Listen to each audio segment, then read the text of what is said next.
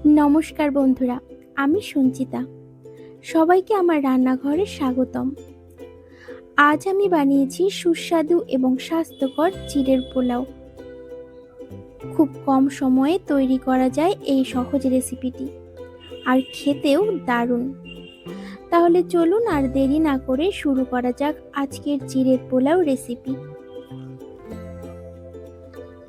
প্রথমে কড়াইটি ভালো করে গরম করে নেব। তারপর তাতে পরিমাণ মতো সাদা তেল দিয়ে কাঁচা বাদামগুলো হালকা আঁচে সুন্দর সোনালি লাল রং হওয়া পর্যন্ত ভেজে নেব। এতে বাদামগুলো মুচমুচে হবে এবং পোলাওয়ের স্বাদ আরও বেড়ে যাবে।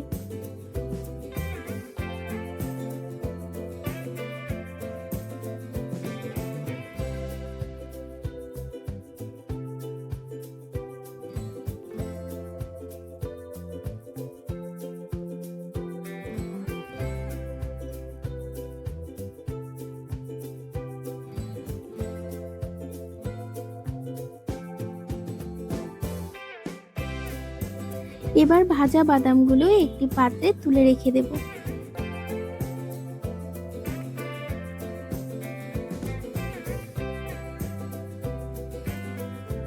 তারপর একই তেলের মধ্যে আদা কুচি দিয়ে হালকা আঁচে নাড়তে নাড়তে সুন্দর সোনালি লাল রং হওয়া পর্যন্ত ভেজে নেব।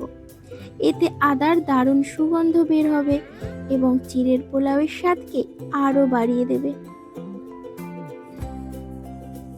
আদা কুচি সুন্দর করে ভাজা হয়ে গেলে তার মধ্যে কেটে রাখা গাজর কুচি দিয়ে দেব। তারপর কিছুক্ষণ নেড়ে চেড়ে ভেজে নেব, যাতে গাজরগুলো হালকা নরম হয়ে আসে এবং সুন্দরভাবে ভাজা হয়ে যায়।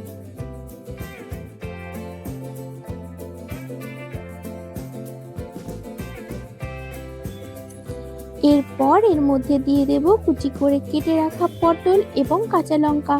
তারপর সবকিছু একসঙ্গে ভালো করে নেড়ে চেড়ে ভেজে নেব। কিছুক্ষণ পর পটলগুলো হালকা নরম হয়ে আসবে এবং সুন্দর সোনালি রং ধরবে। কাঁচা লঙ্কার সুগন্ধ তখন বের হতে শুরু করবে, যা এই চিড়ের পোলাওয়ের স্বাদকে আরো বাড়িয়ে তুলবে।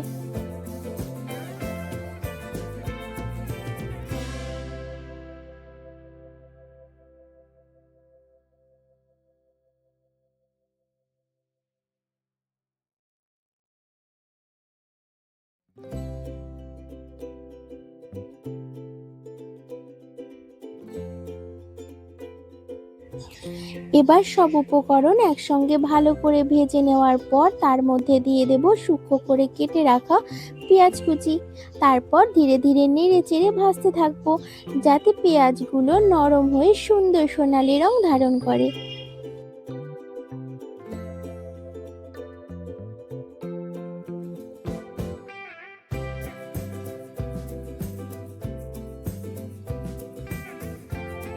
পেঁয়াজগুলো সুন্দরভাবে ভাজা হয়ে এলে এবার এর মধ্যে দিয়ে দেব স্বাদ মতো লবণ এবং সামান্য হলুদ গুঁড়ো।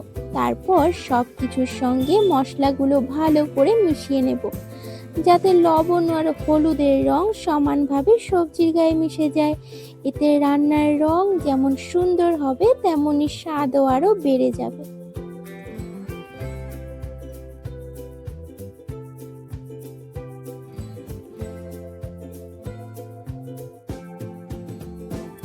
সবজিগুলো সুন্দরভাবে ভাজা হয়ে গেলে এবার এর মধ্যে দিয়ে দেব আগে থেকে ধুয়ে জল ঝরিয়ে রাখা চিড়ে।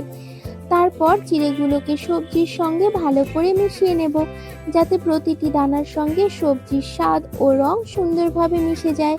এরপর হালকা আঁচে কিছুক্ষণ নেড়ে চেড়ে ভেজে নেব, যাতে চিড়ে আরও ঝরঝরে হয় এবং সব উপকরণের স্বাদ একসঙ্গে সুন্দরভাবে ফুটে ওঠে।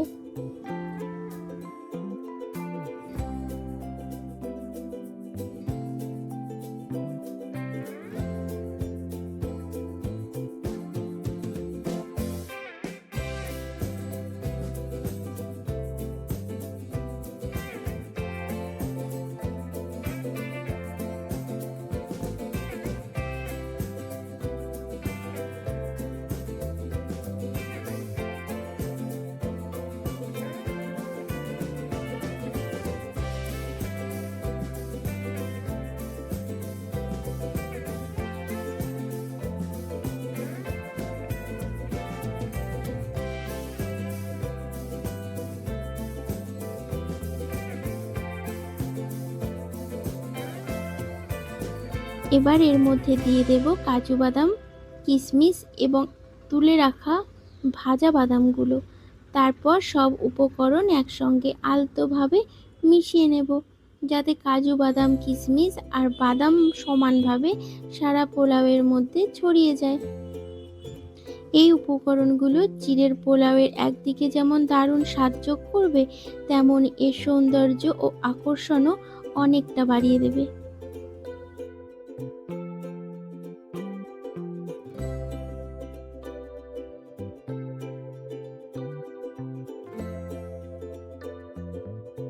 সবকিছু সুন্দরভাবে মিশে গেলে এবার দিয়ে দেব সামান্য পরিমাণ চিনি। এই অল্প একটু চিনি চিড়ের পোলাওয়ের স্বাদকে আরও মনোরম করে তোলে এবং সব উপকরণের স্বাদকে দারুণভাবে ফুটিয়ে তোলে। তারপর ভালো করে নেড়ে চিনিটা সব কিছুর সঙ্গে মিশিয়ে নেব।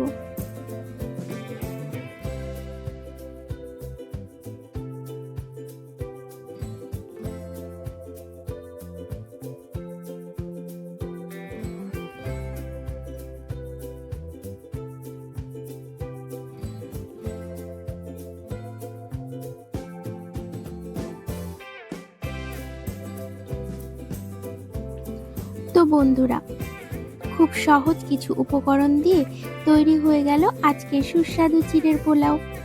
আশা করি আমার এই রেসিপিটি আপনাদের ভালো লেগেছে এবং আপনারাও বাড়িতে একবার অবশ্যই তৈরি করে দেখবেন। যদি রেসিপিটি ভালো লেগে থাকে তাহলে ভিডিওটিতে একটি লাইক দিতে ভুলবেন না। আপনার মূল্যবান মতামত ও অভিজ্ঞতা কমেন্ট বক্সে অবশ্যই জানাবেন।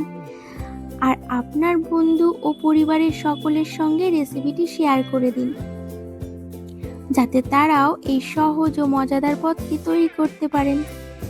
আমার চ্যানেলে যদি নতুন হয়ে থাকেন তাহলে চ্যানেলটি সাবস্ক্রাইব করে পাশে থাকা বেল আইকনটি চাপতে ভুলবেন না। এতে আমার নতুন নতুন রেসিপির ভিডিও সবার আগে আপনার কাছে পৌঁছে যাবে। আজকের মতো এখানেই বিদায় নিচ্ছি। সবাই ভালো থাকবেন, সুস্থ থাকবেন। আবার দেখা হবে নতুন একটি সুন্দর রেসিপি নিয়ে। নমস্কার।